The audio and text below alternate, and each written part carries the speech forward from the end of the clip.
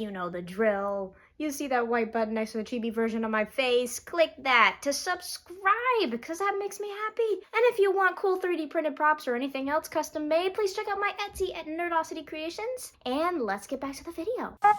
You're watching Nerdosity. Hey, what's up YouTube? I'm your American Panda, and today is another top list of Nerdosity. As per a request from my friend, I'm going to be showcasing my top 10 shonen animes. I actually don't watch a lot of what would be called shonen anime. My watch time mostly goes to slice of lifes and isekais, so I can't make a 3-part list like my slice of life animes one. This is the only list. This is the only part. Shonen is where the action runs deep in your blood, and a group of friends form together to help the main character on their way. With that being said, each choice is in order, and beware of minor spoilers along the way. Enjoy. Number 1 is Fullmetal Alchemist Brotherhood. Did you catch that? I said Fullmetal Alchemist Brotherhood. None of that Fullmetal Alchemist crap. That was a big FU to the manga creator, because they were just like, you're not finished with the manga yet? Okay, we're just gonna do whatever the heck we want. Make our own anime, make our own manga. And it sucked. That was bad. It was really bad. So we're only talking about Brotherhood here. The one that actually stayed true to the manga. You're probably wondering, why this one first? Well, you know what? I honestly have to give the number 1 spot to the first ever shonen anime that I actually watched. Come on, and it's one of the OGs. It kind of paved the way for shonen anime along with One Piece and Naruto, I think. But I didn't really watch those. They didn't interest me. But Fullmetal Alchemist, chef's kiss. With how well done it is, Fullmetal takes the number 1 spot nicely. Like, the full scope of this anime, from the storyline to the execution, is just well done. If this was a steak, Gordon Ramsay would have made it. Not only is the story followable and easy to digest, but the villains are easily hated. The main characters truly have a noble quest. And the enticing incident is one that no anime watcher will ever forget.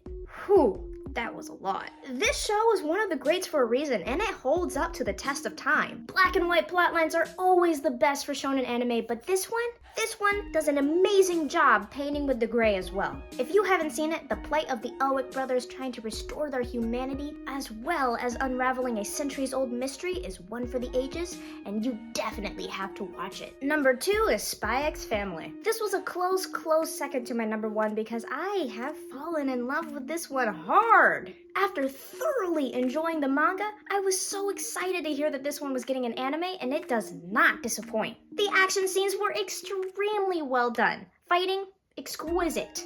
Perfect. All of it's funny, great, fast-paced, just beautiful animation. It really did bring the manga to life, and I'm so glad that it stuck to the source material so close, so well. But, come on.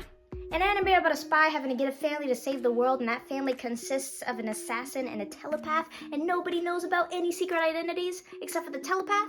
How is that ever gonna be bad? Number 3 is Welcome to Demon School, Iruma-kun. I agonized for so long about which animes to put at number 3, 4, and 5. I chose this anime over number 3 because of how many seasons it has, and the fact that it makes me laugh more than it makes me upset and hurt inside. Considering most of my TV consists of slice of lives and comedies, yeah, that tracks. This anime is about a 14-year-old boy, Iruma, who gets sold to an elderly demon by his very abusive human parents, because the demon wants to be your grandpa. Iruma now has to pretend to be a demon so he doesn't get in trouble while attending demon school. It's extremely funny despite the synopsis sounding like it's going to be very depressing. And it's great, you have to watch it. Number 4 is Mashley. Magic and Muscles. Even though this anime only has 5 episodes out right now, I have fallen hard for it. It is so good. Again, this is one of those shonen animes that are extremely funny, but the fighting and the action and the storyline on point. It's like a Japanese Harry Potter, except basically everyone in this world has magic powers except for the main character who doesn't have any. Instead, Mash is just extremely jacked, and that gets him through everything. He's basically like One Punch Man, except, you know, more realistic. Much more realistic. Basically, this anime is about Mash trying to cut it at a magic school, you know, without any magic powers, because his grandpa is in danger. Plus, he's obsessed with cream puffs, so you know. I gotta say, this is one of those animes that I just cannot wait for the next episode. Number 5 is Demon Slayer. Blasphemy! That's what a lot of you guys are saying right now. But, hold up, this is my list. These are my feelings. Don't come for them. Even though it is beautifully done so far, I have to put it farther down on my list because, unlike the others that catered to my preferences more, this one just makes me upset so much and cry so much. Even so, this anime is a masterpiece from the way it's written to the art style. All of it. It's definitely on par with Fullmetal for being one of the greats, and just like Fullmetal, the enticing incident is something no anime watcher will soon forget. Plus, the art style is so amazingly beautiful in the way that it depicts the action, the fighting, and the powers that the demons and the humans have. As you can imagine, this anime is about humans who are becoming demon slayers to kill the demons that are plaguing this world. Many deaths occur. Some even seem unnecessary or just very, very cruel. I mean, it is. It's just wanton killing of everyone, and it's just awful for the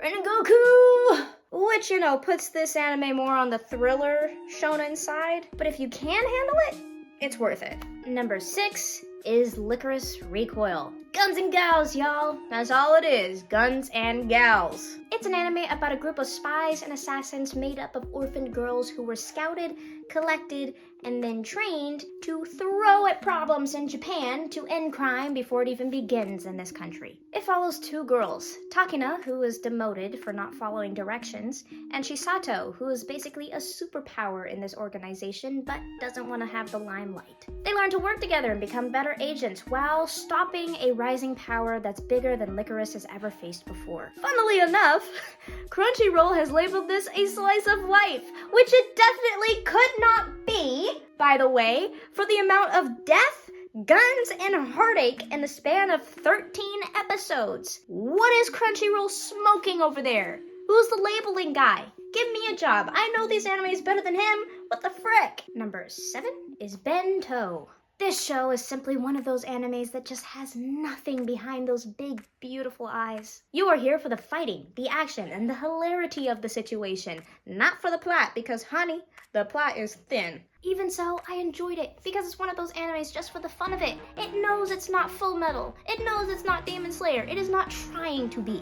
It is just an anime to enjoy because it's crazy. It's about a boy who moves to a new town where half-price bentos are something of a rare and highly sought-for commodity. So highly sought for that many people form gangs to fight each other tooth and nail to get their hands on these limited quantity items. He gets knocked out the first second he tries to reach for one of those bentos and then gets recruited by his high school half-priced bento club to learn the ways of the half-priced bento and the battles and the rules so that he can finally get a half-priced bento of his own. Literally, that's it. Don't look too much into it. Number 8 is Bofuri. I don't want to get hurt, so I'll max out my defense. This anime is about a girl named Kaede who tries a VR MMORPG because of her friend, and in the game, she puts every action skill that she learns into defense so that she doesn't get hurt. This makes her an absolute powerhouse in the game, and with the help of her party, Maple Tree, because she named herself Maple in the game, they basically become the strongest team in the game.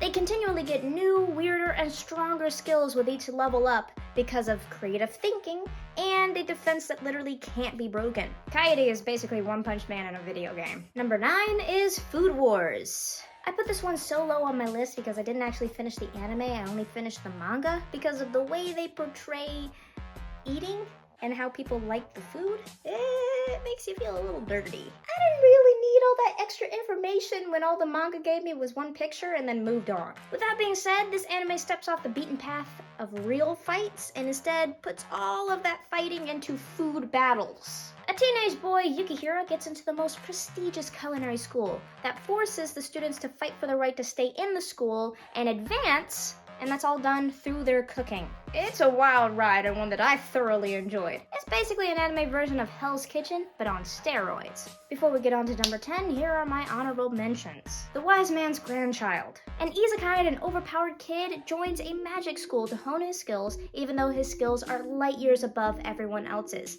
and then finds himself fighting a small war against demons. Honestly, it can get really boring and annoying with how overpowered he is, and the fact that none of his friends have any point in this show. Moving on. Suppose a kid from the Last Dungeon boonies moves to a starter town. This is an overpowered kid in the rest of the world's standards, but a very weak kid in the Last Dungeon standards.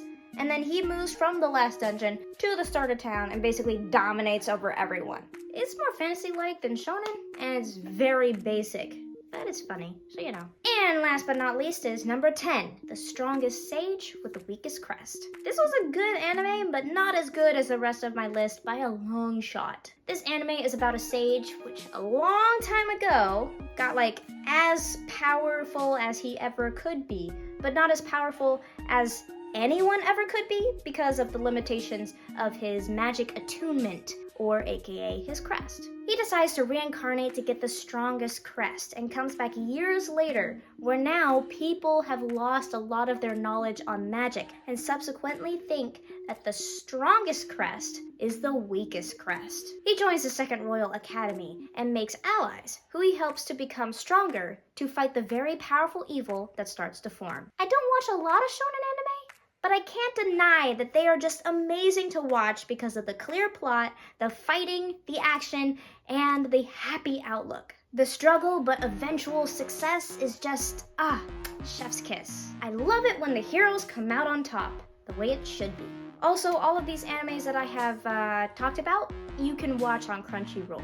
Also, make sure you guys check out my Etsy, where I make 3D printed props and items and other things, as well as custom items that you want for your enjoyment and cosplay needs. Please make sure you comment down below other shonen animes that you think that I should watch, and if you liked this video, please give it a big thumbs up, and make sure you guys subscribe so that I can make more videos like this for you.